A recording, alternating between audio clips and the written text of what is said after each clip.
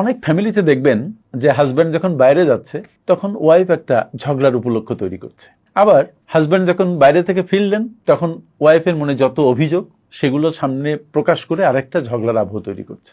শুধু যে মহিলারা এটা করেন তা কিন্তু নয়, অনেকক্ষণ ছেলেরাও করেন। তবে আপনি যখন বাসায় একটা ঝগড়ার আবহ থেকে বাইরে বের হয়ে আসছেন, আপনার প্রতি আমার অনুরোধ হচ্ছে আপনি একটু দরজার বাইরে দাঁড়ান, জোরে শ্বাস নিন, নিয়ে মনে মনে বলুন যে আপনি এই যে ঝগড়ার আবহ, এই যে অসন্তোষ, এটা নিয়ে আমি বাইরে যাব না, এটা ঘরের মধ্যে রেখে আমি চলে যাচ্ছি। কারণ ঘরের অসন্তোষ যখন আপনি বাইরে নিয়ে আসেন, আপনার কর্মস্থলে নিয়ে আসেন, তখন কি ঘটে? তখন মূলত আপনার প্রোডাক্টিভিটি কমে, আপনার মনটা খুব ডাউন থাকে, আপনি অন্যের সাথে খিটিমিটি ব্যবহার করেন, আপনার কেউ কোনো কথা বললে সহ্য হয় না, আলটিমেটলি আপনার প্রোডাক্টিভিটি প্রচন্ডভাবে কমে যায় এবং এটা অফিসের সবাই বুঝতে পারে।